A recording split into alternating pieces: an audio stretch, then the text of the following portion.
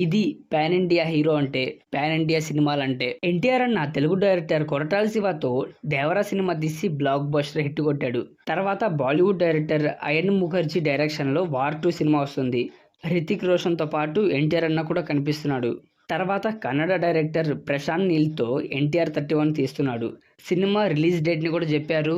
2026 జనవరి 9న సంక్రాంతి టైంలో వరల్డ్ వైడ్గా రిలీజ్ అవుతుందని. మన డ్రాగన్కి జోడీగా చాలా మంది హీరోయిన్స్ల మార్పులు జరిగాయి. ఇప్పుడు ఫైనల్ గా కన్నడ హీరోని రుక్మిణి వసంత్ ని కన్ఫర్మ్ చేశారంట.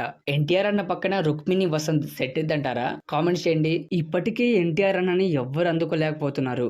అదే ఈ సినిమాలు అనుకున్నట్టు పడితే ఇంకా ఏ లెవెల్లో ఉంటాడో.